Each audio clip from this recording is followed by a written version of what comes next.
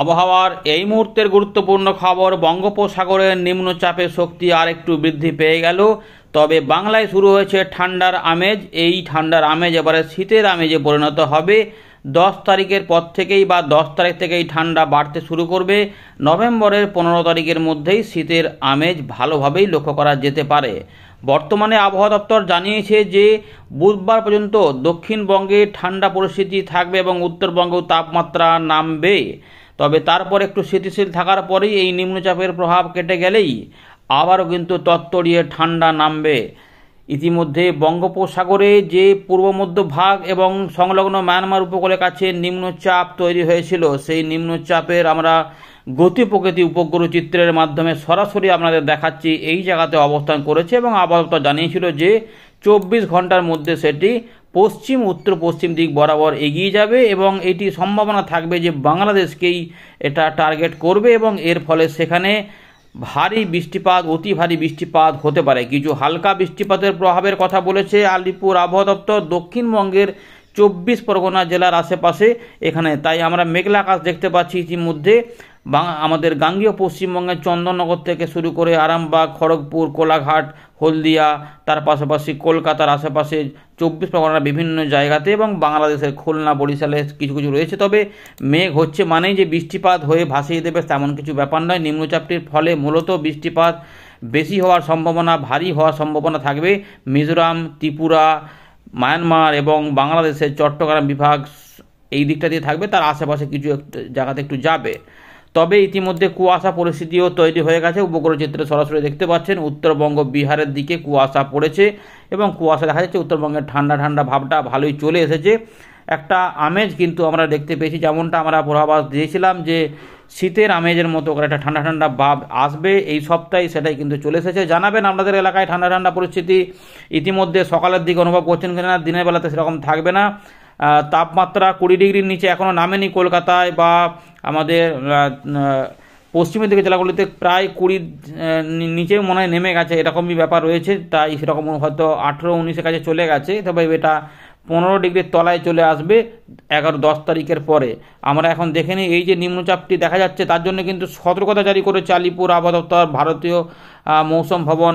আমাদের বঙ্গোপসাগর একটু বলে দিই এখানটায় যে পূর্ব মধ্য বঙ্গোপসাগর, উত্তর পূর্ব বঙ্গোপসাগর এবং বাংলাদেশের দক্ষিণ ভাগে, উপকূলের যে দক্ষিণ ভাগ রয়েছে এই এলাকাতে রয়েছে মৎস্যজীবীদের সতর্কতা। 5 তারিখ পর্যন্ত রয়েছে সতর্কতা, যাওয়া যাবে না। একটু শেয়ার করে দেবেন। চাষি ভাইদের জন্য খবর কি রয়েছে, ধান কাটতে হবে এবং ফসলের মৌসুমি ফসলের জমিগুলোতেও দেখভাল করতে হবে। বৃষ্টিপাত হলে অসুবিধা, এখন বৃষ্টিপাত হবে কি হবে না একটু নিশ্চিন্ত হয়ে জানার ইচ্ছা। তো আমরা এই নিম্নচাপটির প্রভাব ম্যাক্সিমাম 7 তারিখ পর্যন্ত থাকবে। 7 তারিখ থেকে হয়তো দেখা যাবে বা 7 তারিখ 8 তারিখ থেকে পুরোপুরি ফাঁকা। মানে মেন হচ্ছে যে 5-6 এর প্রভাবটা থাকবে। তো ইতিমধ্যে আমরা দেখতে পাচ্ছি যে এখানে আমরা দেখাচ্ছি, যেটা পরিষ্কার দেখা যাচ্ছে যে বঙ্গোপসাগরে কিন্তু এখানে ঝোড়ো হাওয়া আছে। এই ঝোড়ো হাওয়াটা কতটা থাকবে না, আবহাওয়া দপ্তর জানিয়েছে যে 35 থেকে 45 পর্যন্ত এখানে ঝড়ের সৃষ্টি হবে এই বঙ্গোপসাগরে। স্থলভাগে বলছি না, বঙ্গোপসাগরের এই পূর্ব মধ্য ভাগ এবং উত্তর পূর্ব বঙ্গোপসাগরে এই দিকটাতে। এবং এরই জন্য কিন্তু সতর্কতা মৎস্যজীবীদের রয়েছে, সমুদ্রটা উত্তাল থাকবে। তো ইতিমধ্যে 4 তারিখ থেকে 5 তারিখে যখন যাব, এইটার গতি প্রকৃতি ভালো করে বোঝা যাচ্ছে। যেটা কিন্তু এই উত্তর পশ্চিম মায়ানমার, এই যে সমুদ্রের কাছে টেকনাফ চলে যাচ্ছে, মানে বাংলাদেশের শেষাংশের দিকে। এখান থেকে মহেশখালী, কুতুবদিয়া, চিটাগং এই দিকে কিন্তু সিস্টেমটি ধীরে ধীরে দেখুন আস্তে আস্তে এই দিকে বরাবর এগিয়ে যাচ্ছে। অর্থাৎ মিজোরাম, চট্টগ্রাম, এই মায়ানমারের এই অংশগুলি থেকে এবং ত্রিপুরা এই দিকগুলোতে কিন্তু বৃষ্টি এটা যাবে। অর্থাৎ এই দিক বরাবর এটা উঠে যাচ্ছে এরকম করে করে, এখানে এসে আরও দুর্বল হয়ে যাচ্ছে এবং উত্তর পশ্চিম দিক থেকে শুকনো হাওয়াও আসছে। বুঝতে পারছেন? তো এই জায়গাতের প্রভাবটাই থাকবে। আমরা বৃষ্টিপাত দেখাচ্ছি ফেলে, তারপর আমরা তাপমাত্রাগুলো দেখাবো। তো এরকমভাবে এরপরে দেখুন মোটামুটি 6 তারিখ থেকেই মনে হচ্ছে পরিষ্কার হয়ে যাবে। মানে 5 তারিখেই মেনের প্রভাবটা থাকবে। 6 তারিখ দুপুরবেলা থেকেই উত্তর পশ্চিম দিক থেকে শুকনো হাওয়া ঢুকতে শুরু করে দেবে, যার ফলে আমরা একটা হাওয়াও পাবো, ঠান্ডা ঠান্ডা ব্যাপারটাও পাবো, এরকম ব্যাপার। চলুন বৃষ্টিপাতটা প্রথমে দেখে নিই, তারপর আমরা তাপমাত্রাগুলো দেখাবো। 6 তারিখে যেটা দেখা যাচ্ছে যে বাংলাদেশ, চট্টগ্রাম, তার পাশাপাশি আসাম, মেঘালয়ের পূর্ব দিক এবং দক্ষিণ আসাম এবং আসামের আরও একটু পূর্ব দিকে মানে উত্তর পূর্ব আসামের দিকে এবং মিজোরাম, মণিপুর, নাগাল্যান্ড, ত্রিপুরা এই জোনটাতে বৃষ্টিপাত থাকবে। তারা কোথাও কোথাও ভারী বৃষ্টিপাতও থাকবে। দেখুন 5 থেকে 6 আমরা পরিষ্কার দেখতে পাচ্ছি এই অঞ্চলটাতে প্রভাব হবে। সিলেটের পূর্ব দিকে, দক্ষিণ আসাম এইগুলোতে, হোজাই, ডিমাপুর এইগুলোতেও হবে। চট্টগ্রাম তো থাকছেই, মিজোরাম থাকছে। চলুন আমরা দেখে নিচ্ছি মঙ্গলবারের আবহাওয়া পরিস্থিতি। মঙ্গলবার কিন্তু আকাশ কেমন থাকবে দেখে নিন। আকাশ সারাদিনভর শুকনো থাকবে আমাদের উত্তরবঙ্গ, দক্ষিণবঙ্গ, তবে একটুখানি ওই যে কুয়াশা রয়েছে, একটু ঝাপসা আকাশ রয়েছে নিম্নচাপটা আসার ফলে কোথাও কোথাও একটু আকাশ মেঘলা মেঘলা থাকলেও মূলত বলতে গেলে পরিষ্কার আকাশ বেশিরভাগ অংশে থাকবে। মাঝে মাঝে একটু মেঘলা মেঘলা হতে পারে। এরপরে আমরা যেটা দেখতে পাচ্ছি যে তবে উত্তর পূর্ব ভারত এবং বাংলাদেশের দক্ষিণাঞ্চল মানে চট্টগ্রাম বিভাগ বলতে পারেন, এগুলো মেঘলা মেঘলা থাকবে। 4 থেকে 5 যখন ঢুকবে এই যে অঞ্চলটা কিন্তু মেঘলা হয়ে যাবে, অর্থাৎ ত্রিপুরা, মিজোরাম, মণিপুর, তার পাশাপাশি চট্টগ্রাম মেঘলা হয়ে যাবে এবং কিছু কিছু বরিশালের পূর্ব দিক হয়ে এইটা ওখানে অবস্থান করবে।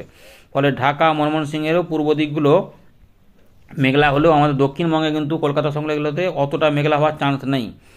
মাঝে মাঝে একটু ঝাপসা আকাশ হতে পারে, কিন্তু মেন প্রভাবটা এই দিকেই থাকবে। 6 তারিখে ওটা আরও সরে যাবে, তাই এই দিকে পুরোপুরি শুকনো থাকবে। বুঝতে পেরেছেন? তো বৃষ্টিপাতটা আমরা দেখিয়ে দিলাম, মেঘটাও দেখিয়ে দিলাম।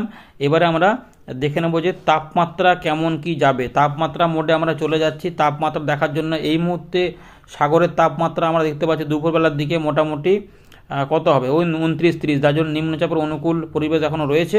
কিন্তু যেহেতু উত্তর পশ্চিম দিক থেকে শুকনো হাওয়া আসছে, আমাদের এখানে ঠান্ডা ঠান্ডা পরিস্থিতি। দিনের বেলা তাপমাত্রা 25 থেকে 27-এর মধ্যে ঘোরাফেরা করবে। 2-1 জায়গায় হয়তো 28 হতে পারে।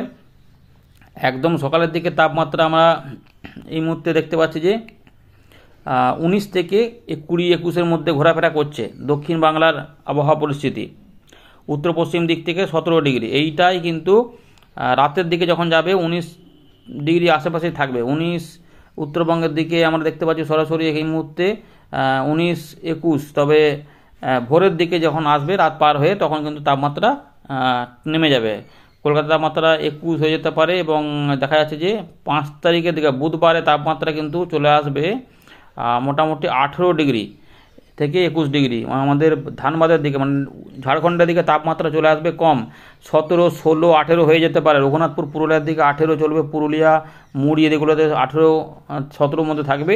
এর পাশাপাশি বাঁকুড়া দিক থেকে কাছাকাছি 19 হয়ে যাবে।